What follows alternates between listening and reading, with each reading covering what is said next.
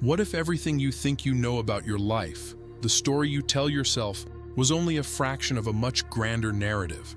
A tale that began not when you were born, but long before that moment. A narrative hidden from your memory, locked away in the shadowy corridors of time, never to be revealed.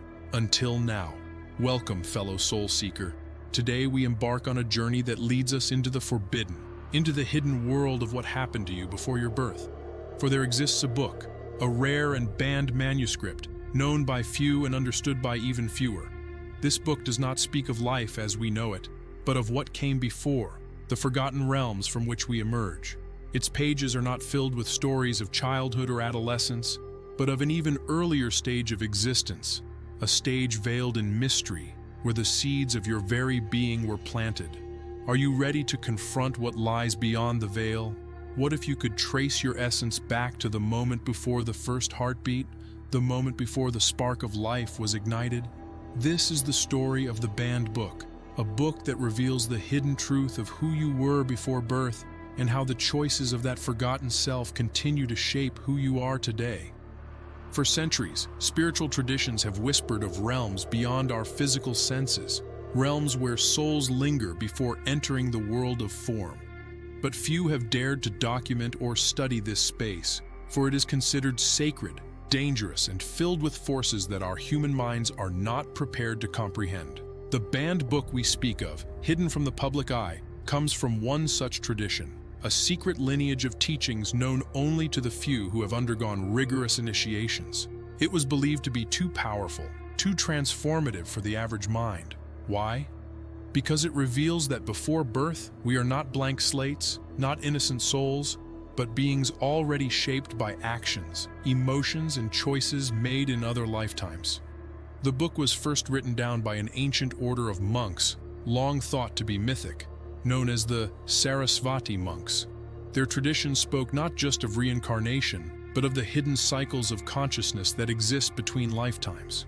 They taught that, before birth, our souls are steeped in a deep slumber, a collective unconscious mind, filled with remnants of past lives, unresolved traumas, and the unresolved emotions of our prior existences. This book, which was revered and respected within the monasteries where it was kept, was later banned by authorities fearful of its potential to upend the accepted narratives of life and death. For what it taught was not only inconvenient, but revolutionary. It showed that our lives are not isolated incidents, but part of an infinite cycle of experiences. Our birth is just another chapter in a story that has no true beginning or end. But what does it say? And why was it banned? That is what we will explore. Before we were born into the physical world, before our bodies began to take shape in the womb, our souls existed in a state of pure consciousness. The banned book speaks of this time as the realm of the unborn, a dimension where time as we understand it does not exist. Here, there are no physical sensations, no tastes, no sights, no sounds, only the pure awareness of being. In this realm, each soul is not a tabula rasa, but a being with a rich tapestry of experiences, memories, and unresolved desires. The book explains that, as souls, we are drawn toward the earthly plane not randomly, but by a deep karmic necessity, an inner need to resolve unfinished business from previous lifetimes. Before birth, we are connected to the great cosmic tapestry of existence, where every thought, every action, every emotion we have ever experienced forms part of the energetic field of our being. The banned book also introduces the concept of karmic contracts, soul agreements made before birth. These are pre-incarnational decisions that guide the soul towards certain life paths, relationships, and experiences, all intended to help us learn, grow, and evolve. These contracts are often hidden from us in our conscious minds, locked away by the amnesia that occurs upon birth. It is in this realm that our deepest desires for growth are chosen. And yet, this decision is not always conscious. It is a soul's yearning for completion, a recognition of the lessons left unlearned from previous lifetimes. The book reveals that we are not passive beings in this process. We actively choose our parents, our circumstances, and the very challenges we will face in our lives. These choices are made from the soul's desire for enlightenment, for liberation from the cycles of karma. If we are such active participants in our pre-birth decisions, why is it that we don't remember these choices once we're born? The answer lies in the process of forgetfulness. The banned book reveals that as we prepare to enter the physical body, we are made to forget our true nature, our pre-birth decisions, and our soul's path. This forgetfulness is not accidental. It is a necessary veil. Why would we forget if knowing the truth would help us to live with more wisdom? The book explains that the veil of forgetfulness is not a punishment, but a cosmic safeguard. If we carried with us the weight of all our past lives, all our past pain, and all our pre-birth contracts, we would not be able to fully engage with the life we were meant to lead. We would be overwhelmed by the intensity of our own soul's journey. Forgetting allows us to experience life as new, fresh, and free from the burden of pre-existing memories. But here's the key. Just because we forget doesn't mean the choices made before birth are erased. They are still with us, subtly influencing us at every turn. The book explains that the unresolved karma from prior lifetimes manifests in our desires, relationships, and challenges. These pre-birth decisions are the energetic blueprint of our lives, constantly playing out in the background of our conscious awareness. There is a truth hidden beneath the veil of ordinary perception that few ever truly understand. We are not the sole creators of our destinies.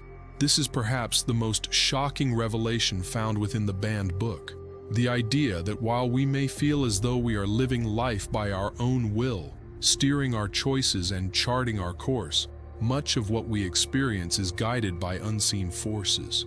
Forces that were set into motion long before we took our first breath. These are not random events, nor are they the whims of an indifferent universe.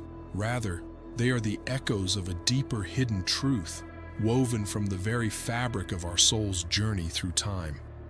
The book reveals a profound and unsettling truth. Our lives as we know them are shaped not only by our conscious decisions in this lifetime, but by invisible forces, forces that stretch back into the farthest reaches of time, binding us to patterns and stories we no longer remember. These forces are composed of our karmic contracts, the unresolved wounds of past lives, and the deep-seated desires we brought with us into this world. Though we may walk through life thinking we are making choices freely, we are often guided, pulled, and shaped by an unseen hand, one that whispers in the deepest recesses of our being, drawing us toward experiences and relationships that reflect the unresolved energies of our past. This chapter invites you to pause and reflect on the life you've lived. Consider the people, the situations, and the challenges that seem to repeat themselves over time. Have you ever wondered why certain relationships are so difficult, or why you continually encounter the same types of problems, even when you try to change? Or perhaps there are moments of profound synchronicity, times when you feel drawn to something or someone with a force beyond reason, as if your soul recognizes them from some forgotten place. The banned book suggests that all of this, every encounter and every event, is no accident. They are part of a greater plan, a karmic design that has its roots in the actions, decisions, and emotions of your soul long before this lifetime. In the deepest recesses of the soul, there lies an awareness, a silent understanding, that everything we encounter in life is somehow connected to our past. We are not just living beings in the present. We are souls who have journeyed through many lives, accumulating wisdom, pain, desires, and unfinished business along the way. And just as the law of karma dictates that every action in one life creates consequences that ripple into future ones, so too does the karma of our past lives weave itself into the fabric of our current existence. At the core of these invisible forces lies what the banned book calls karmic contracts, soul agreements made before we even entered this life. These contracts, often unknown to us in our conscious minds, govern much of the course of our experiences. They are agreements made between us and other souls, agreements that were forged out of a deep need for learning, growth, and spiritual evolution. Perhaps you agreed in another life to help a soul with a particular lesson, Perhaps it was a promise to love someone unconditionally, or to face a particular challenge, or to forgive an old wound that now, in this life, manifests as a deep-seated resentment. But karmic contracts are not always joyful. They can also involve unresolved pain, soul agreements to meet with those who will hurt us, or to experience betrayal, loss, or heartache. These contracts were made not to punish us, but to teach us. The purpose is not suffering for suffering's sake, but a deepening of our understanding of ourselves and the world around us. The soul knows that the path to liberation lies in the integration of these lessons, the resolution of these karmic debts. In the banned book, it is suggested that our souls, before birth, choose to enter specific situations where we will be confronted with our karmic contracts. These contracts are often formed around the most significant relationships in our lives, our parents, siblings, lovers, and even enemies. The challenges we face with them are not just random, but the result of a deep, pre-incarnational plan designed to help us confront what we have yet to resolve. In this way, the people who seem to cause us the most pain or frustration are often the very souls with whom we made the deepest karmic agreements. Agreements that, when fulfilled, lead to growth, healing, and ultimately, liberation. The book tells us that before birth, we are acutely aware of these karmic contracts. We know exactly what needs to be done, what lessons must be learned. But when we are born into the physical world, the veil of forgetfulness descends. We forget our contracts. We forget why we chose our parents or why we're drawn to certain places. And yet, these forces are still at play, silently guiding us toward the very situations we need in order to fulfill those soul agreements. It's as if our soul has written a roadmap before birth, one that we are unconsciously following, even when we feel lost or uncertain. Alongside these karmic contracts, the banned book also speaks of the unresolved wounds from past lives that shape our present reality. Just as karma is a force that ripples through time, so too are the emotional and psychological wounds we carry. These wounds are not just memories, they are energetic imprints that affect our thoughts, behaviors, and relationships in profound ways. These imprints often create patterns of suffering that feel like an inescapable trap. The book explains that in previous lives, we may have experienced betrayal, rejection, fear, or trauma that was never fully processed. These unhealed wounds often carry over into the current life, pulling us into circumstances where we are forced to confront them once again. The soul, in its wisdom, knows that the only way to truly heal these wounds is to face them directly. So we find ourselves in situations that mirror the pain of past lives, hoping that this time we will finally have the courage to resolve the wound and free ourselves from its grip.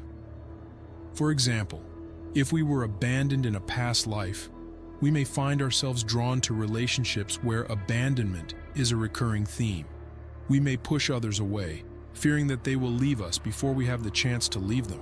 Or if we have unresolved guilt from a past life, we may unconsciously attract situations where we feel burdened by shame, even though the source of that shame is not immediately apparent. The book reveals that these wounds are not random, but a spiritual opportunity, an opportunity to break free from the patterns of the past, to heal what has remained broken for lifetimes. What is most unsettling is that we are not always conscious of these patterns. We often feel as though we are simply reacting to the world around us, when in reality, we are merely repeating old stories. These wounds are buried deep within the subconscious, and until we face them head-on, we will continue to be drawn into situations that mirror these unresolved conflicts. But there is a way out, a way to break free from the cycle of pain. The book teaches that by becoming aware of these patterns, by recognizing the hidden threads that connect our past wounds to our present experiences, we can begin to untangle them. We can bring these wounds into the light of consciousness, allowing them to heal, and in doing so, we stop the cycle of repetition. We finally gain the freedom to move forward, free from the shadows of the past. But just because we forget what happened before we were born doesn't mean we are lost forever. The soul's wisdom is eternal, and beneath the veil of forgetfulness lies the truth of who we truly are. We are not simply passive beings swept along by the currents of life, nor are we at the mercy of the unseen forces shaping our paths. Deep within us, there exists a well of memory, a sacred reservoir of knowledge that holds the keys to our soul's journey before birth and the reasons behind our current existence. The banned book reveals a profound truth. Though we may be clouded by the fog of material life, there is a way to access these ancient memories, to reconnect with the sacred knowing that transcends time and space. The process of remembering, however, is not instantaneous. It is not as simple as flipping a switch. The book speaks of this return to memory as a process of unveiling, a delicate and gradual peeling back of layers that have accumulated over lifetimes. Like the layers of an onion, each layer represents a veil of illusion, attachment, and forgetfulness that obscures the truth of our being. At first, these veils seem impenetrable, for they have been built over centuries of human conditioning, social expectations, and personal trauma. But beneath them lies a deep, eternal wisdom, the wisdom of the soul, untainted by the limitations of the physical world. The banned book teaches that it is through deep, focused practices, spiritual practices of meditation, self-inquiry, and inner silence, that we can begin to peel away these layers and reconnect with our true nature. These practices act as a gentle invitation to the soul to remember, to awaken to the deep and hidden truths that have always been with us. Meditation, in particular, is described as a sacred tool that quiets the mind, allowing us to transcend the noise of the ego and the distractions of the material world. It is in these moments of stillness, when we are no longer caught up in the frenzy of daily life, that we can begin to sense the subtle energies of our being, energies that connect us to the timeless flow of the universe. In these moments, the memories of our pre-birth existence can begin to resurface, like fleeting glimpses of a distant dream. The book also explores other powerful techniques for reconnecting with these hidden memories. Past life regression is one such practice, where a trained practitioner guides the soul back through the veil of time to reveal the experiences of previous lifetimes. Through this process, we can uncover the karmic patterns and unfinished business that have followed us from one life to the next. These memories may arise as vivid scenes, intense emotions, or even physical sensations, allowing us to confront the unresolved wounds and relationships that are influencing our current reality. Dream work is another vital tool in the process of remembering. In the dream state, the soul is free from the limitations of the body and the ego, allowing us to access realms of consciousness where past experiences and pre-birth knowledge are more easily accessible. Dreams are often laden with symbols, messages, and insights that offer a direct connection to the unconscious mind, where the seeds of our soul's journey lie waiting to be uncovered. One more technique the banned book introduces is soul retrieval, a practice where fragments of the soul that have been lost or disconnected throughout the journey of life are called back into wholeness. These fragmented aspects of the self, which may have been left behind in traumatic experiences or unresolved past lives, can be reintegrated into the conscious being, bringing with them profound wisdom and insight into who we truly are. The more we engage in these practices of remembering, the more we begin to see the intricate web of choices, desires, and karmic patterns that have shaped our existence. Every decision, every relationship, every challenge we've faced has been part of a greater design. A design crafted by our soul before birth, leading us toward the lessons we must learn. And as we remember, we come to understand that our lives are not random. They are part of a greater soul purpose, a plan that unfolds in divine timing. The process of remembering, as the book reveals, is not merely about looking backward. It is also about moving forward with greater clarity and intention.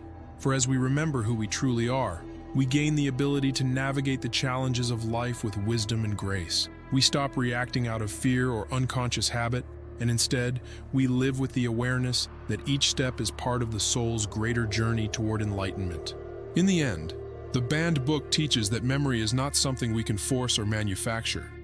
It is a gentle unfolding, a process of deepening our connection with the eternal truth of our being.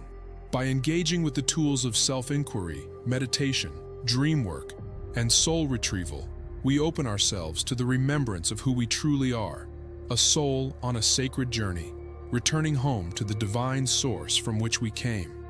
And as we remember, we become the architects of our own destiny, no longer driven by unconscious patterns, but guided by the light of the soul. As we come to understand the story of our soul before birth, we begin to live with a new sense of awareness. We realize that life is not random, and that the challenges and blessings we face are not accidents. They are part of a much larger, divine plan. The book teaches that by embracing the truth of our pre-birth contracts, we can live with more purpose, more grace, and more acceptance. We are not victims of our circumstances. We are active participants in the grand narrative of existence. When we recognize the hidden forces that shape our lives, we can choose to respond differently to the challenges we face. The book challenges us to live with this awareness, not as a burden, but as a gift that allows us to break free from the patterns of karma and live a life of true freedom. The banned book offers us a revelation that we are not born once, but many times, each life a continuation of the one before it. Our story began long before we entered this body and will continue long after we leave it. By uncovering the truth of what happened before our birth, we gain access to the deeper truths of who we are and why we are here. As you reflect on the teachings of this hidden manuscript, consider this question: what choices did you make before you were born? What is your soul seeking to resolve, to learn, to complete? The path of remembering may be long, but it is the path of liberation. And now, the journey begins.